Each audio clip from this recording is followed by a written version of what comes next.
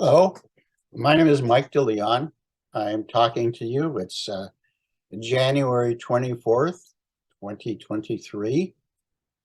I used to have a business in Burien, actually. It was right across the street from the museum, 822 Southwest 152nd. It used to be the Burien Fish Market. I don't know if you can see my background here. Some of those are some of the items that I have that I kept from my fish market. Fresh today. Not many people have that kind of thing in their kitchen, and so and I have great fond memories of Burien. I was there for it was a business that my father started. He was in the little grocery store in the Burien Food Center, and then we were able to find a location and have it just a single fish market, a family-run business. I worked there. My father, my mother, my brother worked there at it for a time. My brother-in-law worked when he was laid off from Boeing. A lot of fond memories, and I was really felt as though I was a part of the community.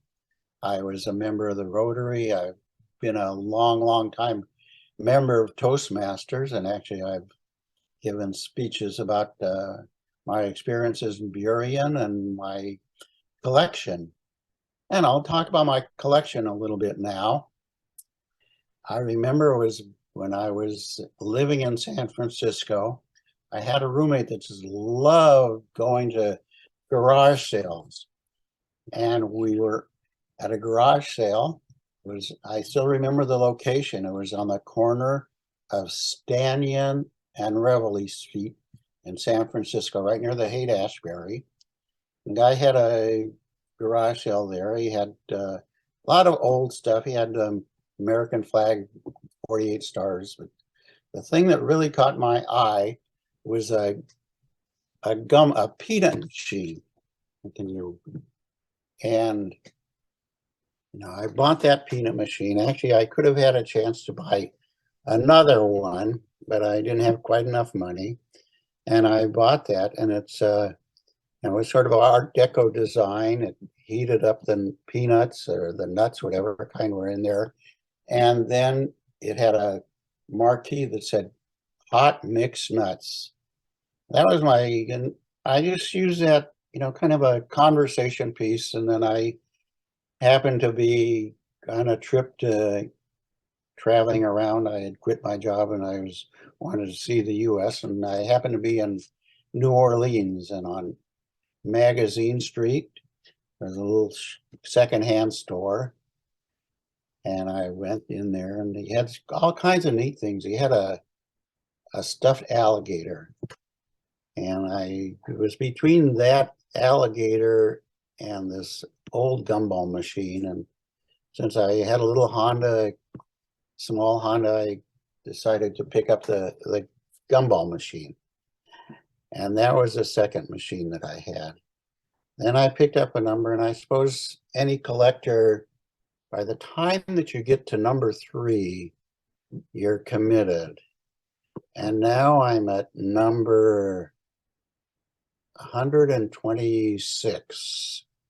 It's been a fun journey. My wife and I have gone on trips where we look for gumball machines or any sort of coin-operated machines. I have a few arcade machines. At one time, I did have a big claw machine about the size of a small refrigerator. I had a shooting gallery machine about half that size. And I decided I really don't have enough room for anything too big.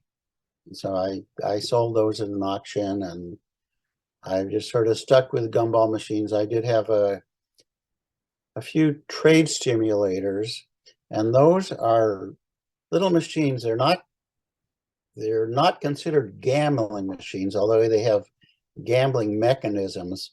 But as long as a machine like that, if you put a penny in or you put a coin in and you got something in return, it wasn't considered gambling.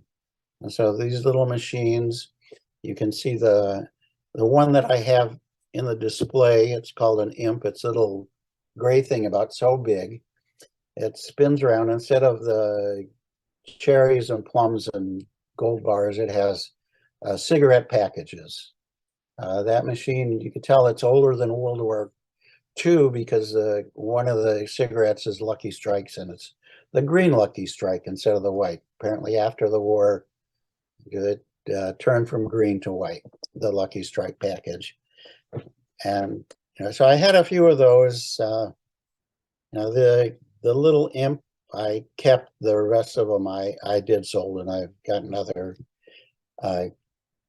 gumball machines. I like candy and peanuts and gum, so that's kind of what I've stuck to. And let's see. So it's been a fun collection, as I say.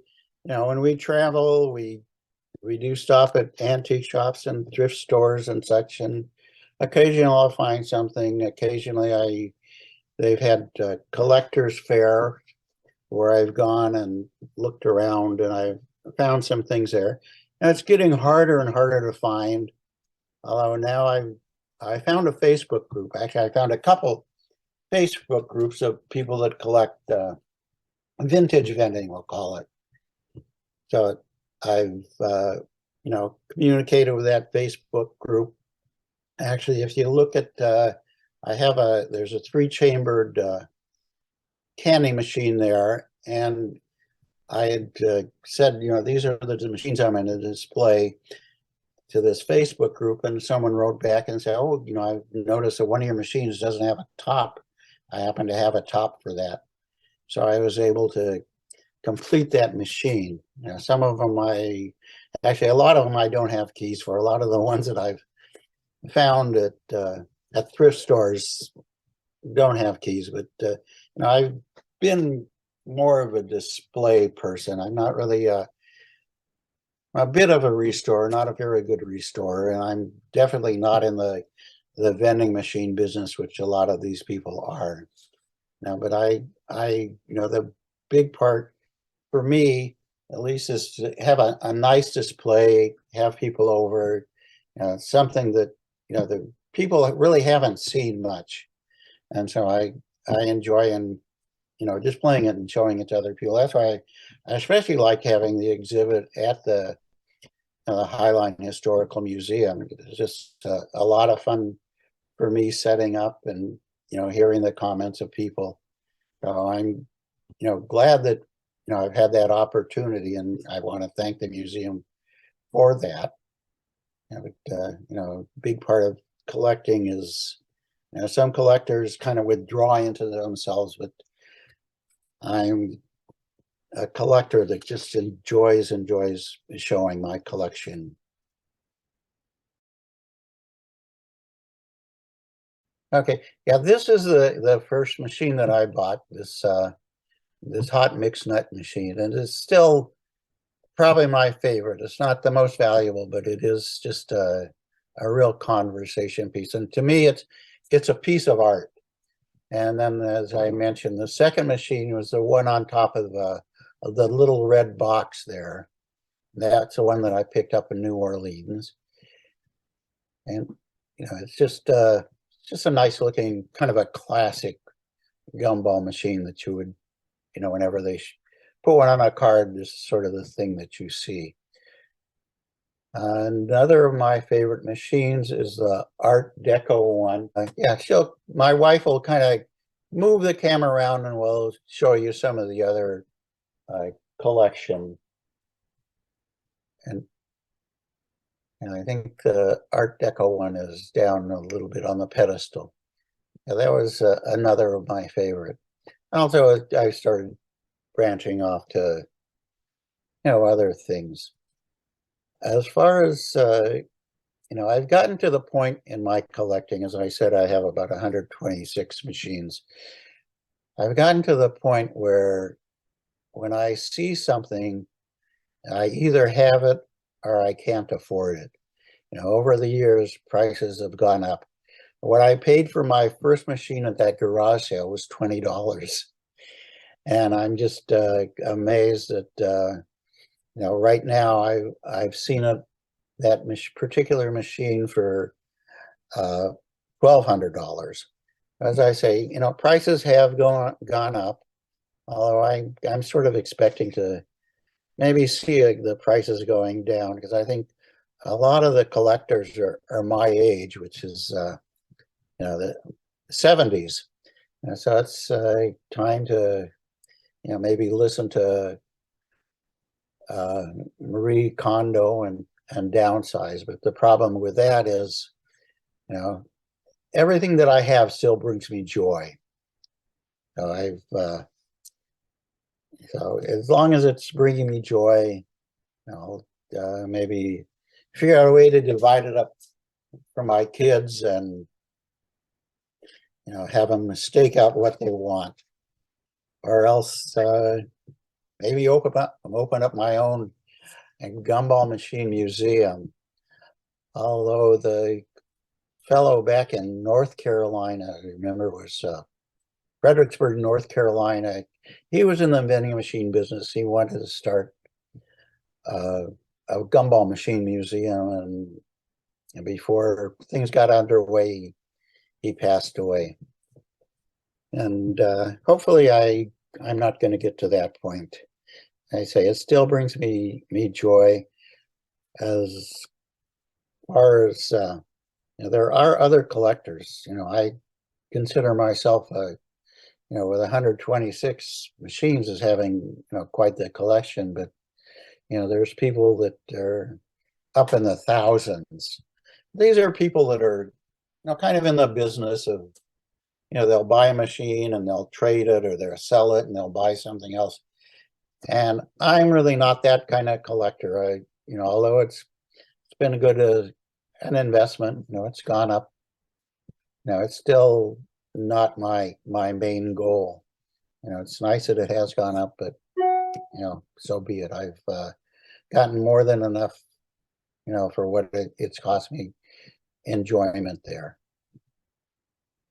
As far as I would love, like I said, I'd like to find another venue where I could display these, or I don't think I'm going to open up a museum here, but if there's other venues where they're interesting to have some of the machines displayed there. It does have an interesting history. I gave you a little bit of history of the trade simulators. I think the Adams gum, the little tab gum, was the first one to set up vending machines. And actually, the little tab gum that is in some of these machines is worth more than a penny. Actually, I was seeing online someone had a box of new old stock tab gum that would fit into, if you're at the museum and you see this little red machine, the Selecto-Ven, the gum in that costs a penny, but someone had a box of the original gum, 40 pieces of gum in the box, and they wanted $40 for it. So, things have been going up. I've been filling the machines with kind of beads and other stuff just to add a little color, things like that. And it's as far as what's going to happen to the collection after a few years, who knows? As I say, as Marie Kondo says, if it still brings you joy, and it definitely still brings me joy. So I'll probably keep collecting. I don't know. I think I've also run out of room here in my house. We had shelves specially built. Actually, want to go way back. The reason we bought this house is because it had a nice family room. We kind of took out part of a wall and put in a checkered floor, kind of in keeping with the collection, had special shelves built, and we even had special lighting put in. And so I've enjoyed that. Every time I have people over that haven't seen where they're awestruck. So as I said,